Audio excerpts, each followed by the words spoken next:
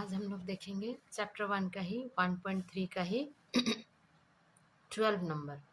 प्राकृतिक संख्या, अखंड संख्या, पूर्ण संख्या, परमीय संख्या, वास्तविक संख्याओं से संबंधित 10 सत्य और 10 असत्य कथन लिखे। तो हम लोग सबसे पहले देखेंगे प्राकृतिक संख्या क्या है। ये जितना भी संख्या लिखा हुआ है ये संख्या क्या है, उसके बाद ही हम लोग निकाल पाएंगे 10 सत्य और 10 असत्य कथन लिखने सकेंगे। तो मैं पहले से ही यहाँ लिख चुकी हूँ। मैं प्राकृतिक संख्या 12 नंबर का ही ये प्राकृतिक संख्या है। 1 2 3 4 5 6 जितना भी यहाँ आज से मिट जाएगा इसी तरह चलता रहेगा। यह है प्राकृतिक संख्या। इसका 1 से शुरू होता है। सबसे छोटा प्राकृतिक संख्या कहने से 1 आएगा। और अखंड संख्या 0 से शुरू होता है। 0 1 2 3 4 5 6 इसी तरह चलता रहेगा। तो अखंड संख्या का सबसे छोटा क्या है, 0 हो गया। और पूर्ण संख्या में ऋणात्मक भी होता है, घनात्मक भी होता है। 0 से बाएं तरफ जाएंगे तो ये माइनस होता जाएगा, -1 -2 -3 -4 इसी तरह इधर जाते रहेगा। उसके बाद में 0 से दाहिना और +2 +1 +2 3 4 5 6 7 8 इस तरह जाते रहेगा।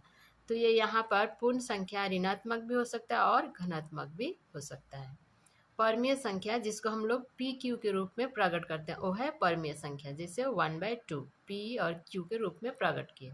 3 4 5 6 7 8 1/2 3/4 5/6 इसको हम लोग पी क्यू के रूप में हम लोग प्रकट कर रहे हैं।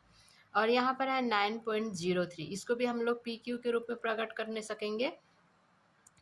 ये पॉइंट के बाद में 2 संख्या है तो 2 संख्या के लिए हम लोग क्या लगाएंगे, 0 लगाएंगे, 2 0 लगाएंगे।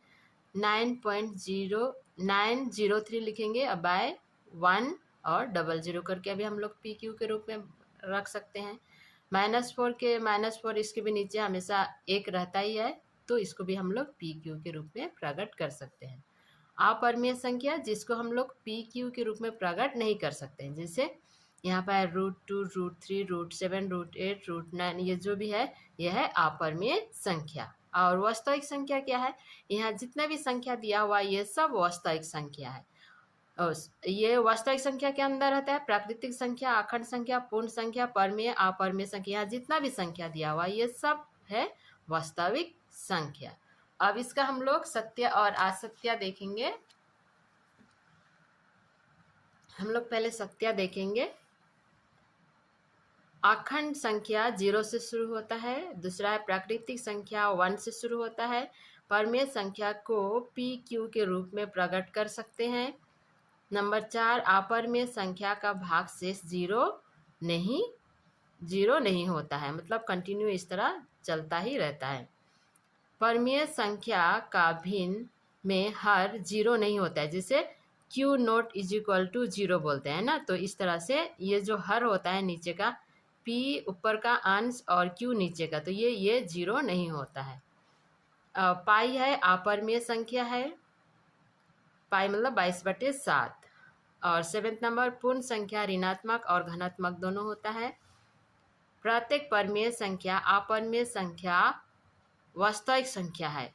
प्रत्येक परमीय संख्या क्या है, अपरमीय संख्या क्या है, वास्तविक संख्या है ही।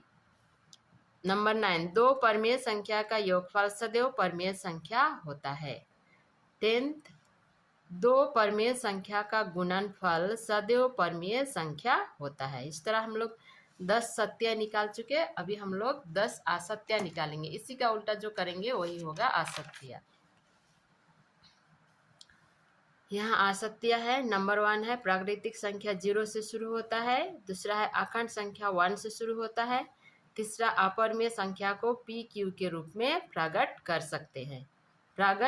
अपरमीय संख्या को पी क्यू के रूप में प्रकट नहीं कर सकते हैं। सॉरी, यहाँ ये तो असत्य है इसलिए यहाँ पर अपरमीय संख्या को पी क्यू के रूप में प्रकट कर सकते हैं। यह है असत्य, मतलब फॉल्स। परमीय संख्या का भागशेष क्या होता है, 0 नहीं होता है, ये भी असत्य में आए। परमीय संख्या के हर में 0 का महत्व होता है। पाई परमीय संख्या है। पूर्ण संख्या में केवल ऋणात्मक संख्या होता है।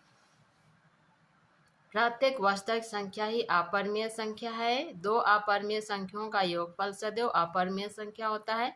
दो अपरिमेय संख्याओं का गुणनफल सदैव परिमेय संख्या होता है। तो अभी हम लोग इसका सत्य असत्य दोनों देख चुके। आगे नंबर हम लोग करेंगे। यहाँ 13 नंबर में है, गुना करने पर 2 रुपया और योग करने पर 1 रुपया खर्च हो तो निम्न संख्याओं के मान ज्ञात करने में कितना खर्च होगा ज्ञात करें और किस नियम का पालन कर खर्च का कम किया जा सकता है। पहला यह है 3x² प्लस 2x प्लस 1 और x का मान कितना दिया है, यहाँ 5 दिया है। तो पहले हम लोग इसको करके देखते हैं। नंबर 13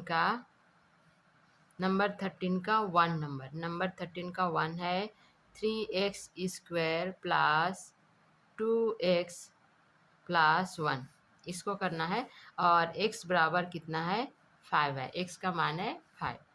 तो अभी हम लोग इसको करेंगे। 3x डबल होगा ये x प्लस 2x प्लस 1, तो यहाँ भी गुना होगा। x का मान दिया है 5 × 5 प्लस ये 5 x का मान रख दी 2 × 5 प्लस 1। तो यहाँ गुना कितना है, 1 2 3। तो गुना करने पर कितना गुना हुआ, 3 1 2 3, 3 गुना है। और कितना रुपया खर्च होगा, गुना करने पर 2 रुपया खर्च होगा, तो 6 रुपया हुआ। अब योग करने पर योग कितना बार है, 1 2, 2 बार है, तो 1 रुपया करके खर्च हो रहा है। तो 2 1 2, तो टोटल हो गया 8 रुपया खर्च होता है। टोटल हो गया 8 रुपया खर्च होता है। अब हम लोग देखेंगे दूसरा नंबर है नंबर 2। नंबर 2 है, दूसरा नंबर देखेंगे 2x³ plus 3x² plus 2x plus 3, जबकि x है 7। तो हम लोग अभी इसको करेंगे 2x × x × x, 3 बार आया x को इंटू, क्योंकि ये x³ है, प्लस 3, यहाँ पर 2 बार x गुना होगा। पॉइंट के जगह में मैं गुना ही लिख दी। उसके बाद में 2, ये इसका ही मतलब वही है, गुना है 2 × x प्लस 3। तो यहाँ पर कितना बार हुआ ये। अभी हम लोग x का जगह में हम लोग 7th लगा सकते हैं, क्योंकि जबकि क्या है, 7th है, x बराबर 7th है। तो हम लोग 7th लगाए, जहाँ x था वहाँ पर हम लोग 7th लगाए, प्लस 2 × 7 प्लस 3। तो गुना करने पर हम लोग देखते हैं, गुना करने पर कितना पाते हैं, 1 2, यहाँ भी गुना है, 1 2 3 4 5 6, 6 बार गुना आया है, 1 2 3 4 5 6।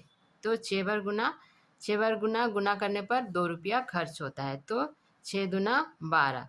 फिर जोग करने पर कितना बार जोग हुआ है, 1 2 3, 3 बार जोग हुआ है, 1 रुपया करके खर्च होगा। तो 3 1 3, तो टोटल करेंगे तो 15 रुपया खर्च होगा। इस तरह से अभी हम लोग वितरण नियम से करेंगे। वितरण नियम से यही नंबर 2 का ही हम लोग करेंगे। 2x³ plus 3x² plus 2x plus 3, हम लोग वितरण नियम से करेंगे। इसमें हम लोग कॉमन लेंगे, यहाँ कॉमन ले रहे हैं हम लोग, इस तरह से कर रहे हैं, अलग अलग करके करेंगे। 2x है और यहाँ है 2x, 2x³ और 2x को एक साथ मिला दिए कॉमन लेने के लिए। अब उसके बाद में 3x² प्लस 3 कर लिया। अब हम लोग इसको कॉमन लेंगे, 2x को कॉमन लिए तो x² प्लस यहाँ पर 1 बच गया। 2x कॉमन ले लिए, 2x कॉमन ले लिए तो यहाँ पर सिर्फ 1 बच गया, प्लस उसके बाद में आ गया 3 कॉमन जाएगा, x² प्लस 1। तो अभी ये दोनों एक ही जैसा है, तो इसको हम लोग फिर से एक साथ करते हैं कॉमन लेके, एक्स स्क्वायर प्लस 1 और इसका हो गया 2x प्लस 3। अभी हम लोग इसको करेंगे एक्स स्क्वायर मतलब एक्स का मान कितना था जबकि 7 था एक्स का मान, तो हम लोग एक्स स्क्वायर 7 को 2 बार करेंगे, 7 2 बार किए, उसके बाद प्लस फिर 1, फिर इसका मतलब भी गुना ही है, दोनों का ब्रैकेट के बीच में कुछ साइन नहीं है तो गुना है, 2 फिर गुना ये 7 प्लस 3, तो यहाँ गुना करने पर कितना आ गया, गुना आ गया 1 2 3, 1 2 3, 3 गुना है तो 3 दूना 6 और जोड़ हो गया 1 और 2, जोड़ हो गया योग हो गया 2 इंटू 1, तो 2 का 2, तो 8 रुपया खर्च हुआ। तो इस तरह से ये 8 रुपया खर्च हुआ। अब यहाँ पर क्वेश्चन है कि किस नियम का पालन करने पर खर्च कम किया जा सकता है, मतलब वितरण नियम से करने से या द्वितीय नियम से करने से, इसलिए आंसर लिखेंगे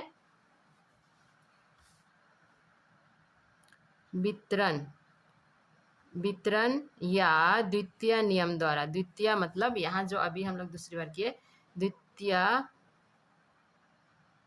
नियम का पालन कर खर्च कम होगा। वितरण या द्वितीय नियम का पालन कर खर्च कम होगा, इस तरह से आंसर हो गया। तो आज हम लोग ये चैप्टर खत्म कर लिए 1.3 का, चैप्टर 1 का 12 और 13 भी कर लिए।